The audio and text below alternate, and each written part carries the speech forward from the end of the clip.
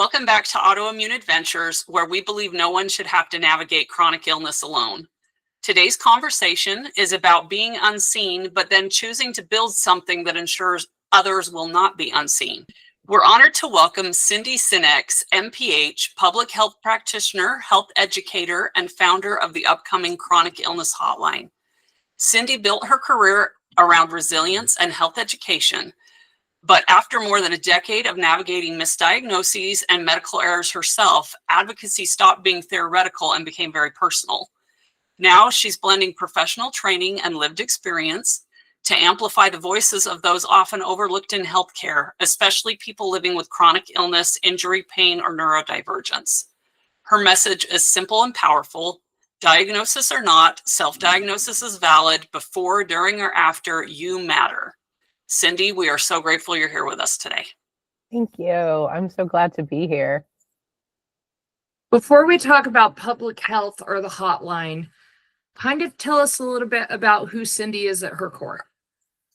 Well, I am a person who loves to be there for my friends and family. I am very much an introvert. I am full throttle neurodivergent and embrace it. I am a member of all of the communities that we serve, and I am rebuilding my life after the healthcare system got a hold of it. And I love to be able to share my joys. I want to be able to prove to people that you can build a dream life after surviving nightmares. So that's what brings me here today. So, Cyndii, you built your career around resilience and health education. And when did you find that that knowledge became something you were relying on personally, given, like you said, some of the things you had to deal with the medical field? So I went to college to become a health teacher. I was the little child who always lined up her stuffed animals and played school teacher. And I finished up my undergrad degree. I'm the last school health graduate from the University of Maryland. I went into school health and I knew that I wanted a master's, so I got a public health master's as well, knowing that I wouldn't necessarily use the public health nonprofit kind of government work. I wanted to take it into the school system, and I worked at the school. I was a classroom teacher, but I also worked at the school board. I certified the K through 12 teachers to be able to teach family life and human sexuality. And I was very big in alternative education and looking to move into that, where you take kind of, I was a special educator, but you take the special education aspects, and instead of it being for a special education diagnosis, it's used for environmental factors. So something's traumatic happening in their lives and you help these kids. So resiliency was my jam. I wanted to be able to really help these kids. And then I got sick. And I was fired because my paperwork couldn't show the proper diagnosis. And I ended up losing my home because I didn't have income and I couldn't get disability because I didn't have the proper information. And I learned very quickly that I needed to be able to stay positive when everything around me was crashing down. My health was failing.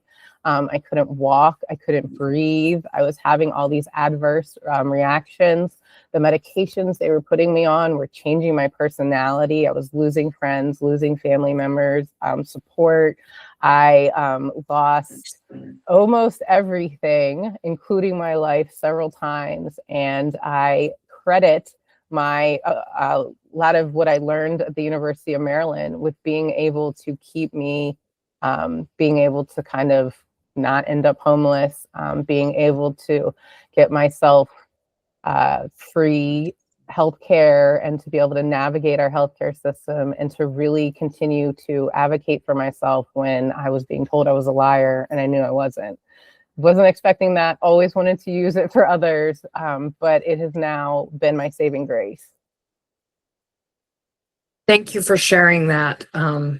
Not to the extreme that you are discussing, but I had to leave the school system as well for those same reasons. That is a grief that stays in your heart because those are your babies. It is hard. It is hard when you love the kids. I tell people you don't become a teacher for the money. You become a teacher because you love teaching. You love working with people. And so when your people are taken away from you and you're thrown into a state of really like, I felt Chaos. lonely. Yeah. So lonely. It's so lonely. I lost my purpose like overnight, and I didn't realize how big of an impact the daily little interactions were. Yeah, I don't think we always understand how that works. So you navigated over a decade of misdiagnoses and medical errors. 2 decades, apparently. 2 decades with like the wrongful treatments that were making everything worse. And then it ended up being 40 years. I had a surgery and had complications as a child, and nobody ever caught it. And it kind of, wasn't something that any other person would have. But yeah, and that learning 40 years in that everything has been a lie, or this is what it felt like, or that, wow, I did have struggles. I thought they were normal, but when you're a baby and then a toddler and it's all you've ever known, you don't know. So yeah, I think that we don't really ever pay attention to the level of resilience that we maybe have until we're talking to someone and they're like, oh my heck, you've gone through all of that. And you're like, oh yeah, I have. I had an experience when I was 7 years old where I nearly died. And I know that that was the beginning of what triggered all my autoimmune disease. Oh yeah. Because that kind of a crisis at such a young age. But several people I know have similar stories where, I had a surgery when I was young, or I had a really bad illness when I was young. And things weren't handled in a way that was going to lead to me being okay years later. Yeah, I didn't realize how bad it was. People just brushed it off. Oh, that's just so-and-so and how they are. And then you become an adult and you're like, but that's not normal or right. We shouldn't have people need to persevere through that kind of stuff. That's so common. It is. Well, and you touched on this a little bit, but can you kind of give us more of an insight? I mean, it must have been incredibly frustrating to be trained in health the way that you were, and to understand the system, but obviously not have the system understand you. Like you still were feeling unseen within the system. Yeah. And a lot of times I hope that it wasn't, but it sometimes felt like that was used against me. That they were like, oh, you think you're so smart because you're educated on this, but you don't, you're not a doctor. And I'm like, yeah, but you should care about what I'm saying. So it was, the double-edged sword, because it knocked my professional confidence. It took years to rebuild that.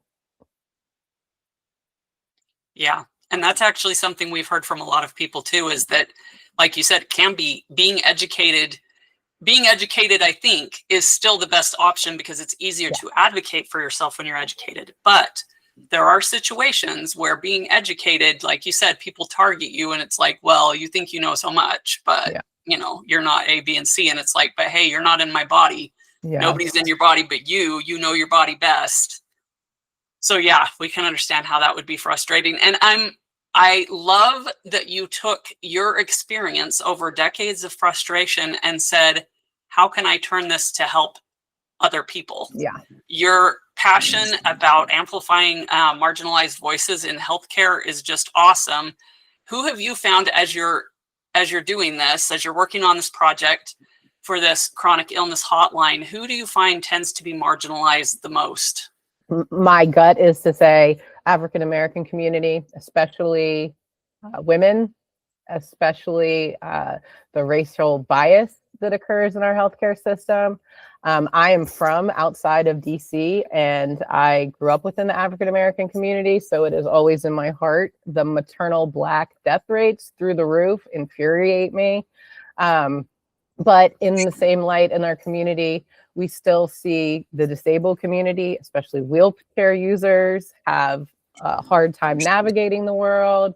We have those in pain that are brushed off. We have people struggling to be able to get their diagnosis in the illness community and the neurodivergent community, though that they have just become so powerful and loud now. It doesn't mean that they're getting what they need to be able to survive. All 5 communities, all of our trans community, it's this, our entire, community, all of the communities together really kind of echo this huge shift that needs to occur. Someone who's feeling dismissed or gaslit medically, because I think we've all been there. It's right? like, it's like a rite of passage when you go step into this community at this point. You're right. It is a rite of passage. It shouldn't be, but it is. I have never heard one person be like, "Oh, everything was great. It worked out perfectly." I know, same. Like, if you hear somebody that like the very first doctor they go to actually listens to them, you're like, congratulations, you are literally an anomaly. Can you please send that this way? How did you work that magic? Yeah.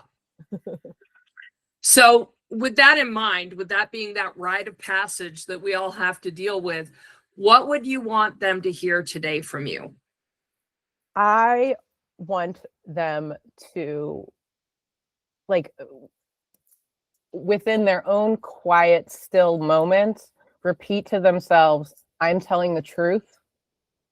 I will continue to tell the truth, and I will find someone who will help me. I always used this mantra. It's a stolen mantra. I wish I don't know exactly who it was, but I will not let the bitterness steal my sweetness, because it's very bitter and it's very hard. And to find your people, I hope that soon enough, end of this year, hopefully, that the hotline is available to be the people you need whenever you need us. Until then, and even once we're there, you deserve a larger support system. So to find an advocacy group online, a support group online, a local community, just putting yourself out there, looking for folks. If you see someone speaking about that online or in a conversation, introduce yourself. That kind of, the power of peer support and having someone be able to say, oh, I get it, is about the only thing that's going to carry you through. It's true. It's huge. We are all, like you said, how you're involved in a lot of the communities. We are also involved in a lot of the online communities, and basically the similar reason that you're putting the Chronic Illness Hotline is why we decided to do a podcast as sisters. Yeah. We knew we had our own kind of built-in support system, but we knew so many people who weren't getting believed, weren't getting heard. And it is, like you said, community is so important. Yeah. So can you share with our listeners the moment that kind of the Chronic Illness Hotline was born for you? Like, what sparked it? I can. So as I said, so my background is in public health, and I knew kind of in 2017, 18, that my health was kind of stable. I thought I had gotten the answers, but I had enough answers to where I wanted to kind of move back into employment. Being a like entrepreneurial or being able to set my own hours was a must. So I was like, not going to go back into education, but I want to be able, I thought that I would make my own like homeschooling health education material, and to kind of launch into that. So I was happy to jump back into public health. And in 2019, I saw a comment on the internet that was talking about a new hotline for a community, and light bulb went off. That was like, why don't we have our own hotline? Oh my goodness, veterans, trans, LGBT, there's parenting, there's so many hotlines for so many people. We're a huge community, we need it. So that was fall of 2019, and I just decided, I was like, I'm gonna do it. That's what I'm gonna do. And I really started working on the behind the scenes. I actually got a mentor who was like, you need to volunteer with a hotline so that you learn. You can't do what you don't know. And so I started that. And when the pandemic kicked off, we launched just out of nowhere a pilot program for the Chronic Illness Hotline. We had a 2-year long little program, but it wasn't set up appropriately as far as like being able to take in donations and really be able to grow and scale that we needed to. So we paused that at the end of the public health emergency. I'm just so excited, and I want this to happen faster than it is. Yesterday, we needed it yesterday. I love that you say diagnosis or not, self-diagnosis valid, before, during, or after, you matter. I love that so much. Why was that language so important, do you think? Oh, being someone who went so long without the answers, I knew that it echoes through almost everyone. Like we were just, speaking about how like nobody kind of gets it the first time around. And so being able to say like, the hardest part is all of it. It's not before, during, or after. It just changes how you're dealing with things. And unfortunately, the older we get, the more that our bodies kind of, break down or struggle more. You have less energy. So like it only changes, it never goes away. As someone that couldn't get a real diagnosis, self-diagnosis is really important to me. Those kind of things helped carry me through. And I was able to start learning from others who had that diagnosis, how to change up my life and how to advocate for specific things that I needed. So I have no problem with taking on anyone who identifies themselves as someone struggling because of their health. I say, that like you're on the 4th day of the flu and you're typically a really healthy person and you're scared, hit us up. That's what we're there for. Even though your flu is going to go away, hopefully, we're there for the person that's terrified to make their dental appointment. That's part of your health. Being able, it might be a routine examination, but if you're putting that off, that's putting your health at risk. We want to be able to champion and help you do that.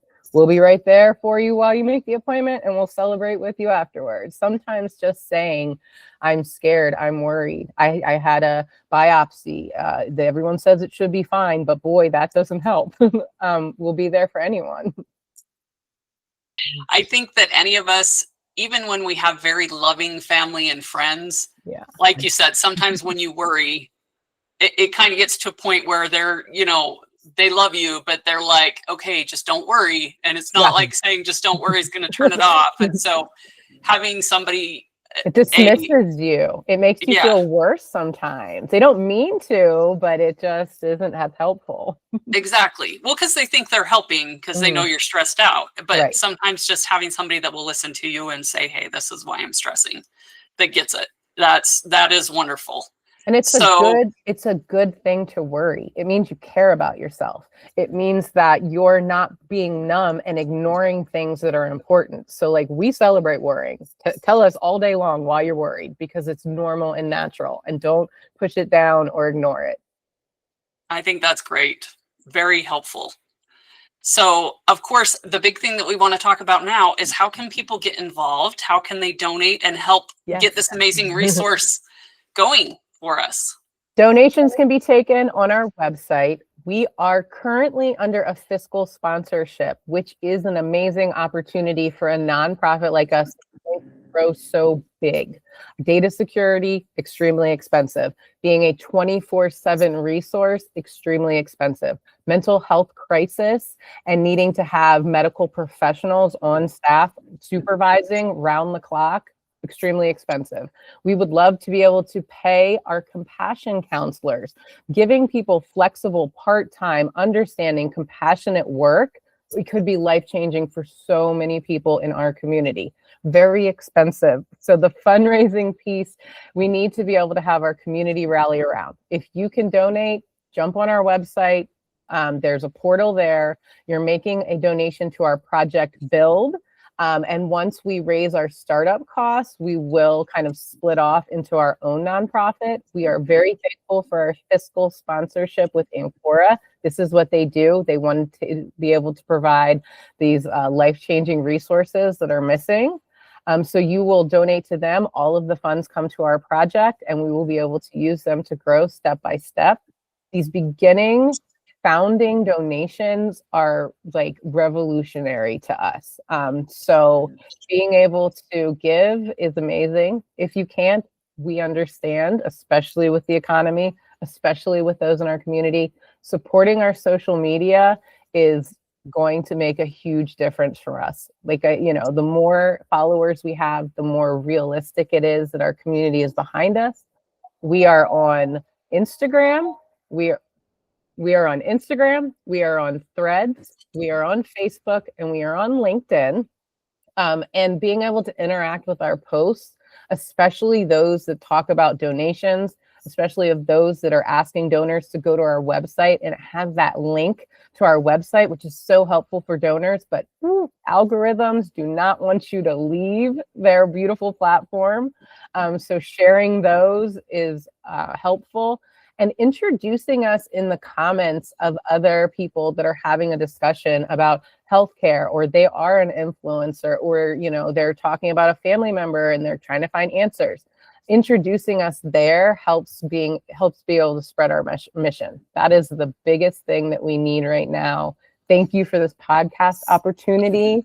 We're starting our PR tour. It's a kind of a missing piece that we know is going to be able to have our community be like, oh, she's trustworthy. Our team is experts.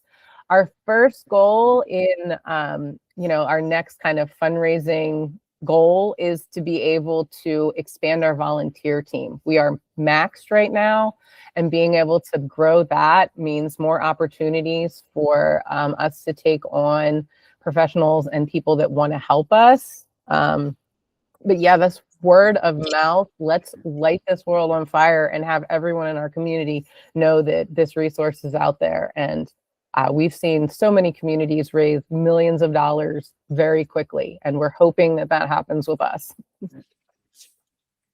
We're extremely excited to be part of this journey with you. I can't even begin to tell you how happy we are that you're here with us. I'm going to ask one final question. Okay. If someone calls the hotline, when we finally have this beautiful hotline up and running, when you notice I say, when this happens, if someone calls and they're feeling completely alone, what do you hope they feel before they hang up? I hope that they feel like they have just had the best little gab session with the most supportive, uplifting friend. I really want them to take away that they deserve a space where they're understood and they're celebrated. They have a space that they can be real and honest, and it's confidential, and it's safe, and it's secure, and they are able to kind of use us as a Dear Diary. Our pilot program, we had so many people that were like, I just have never said that before. And I've said that before and I didn't get this supportive reaction. And that's just a powerful change that I don't think that people, like, support groups are great, and there's a lot of online conversations that help you, but to have someone focused only on you.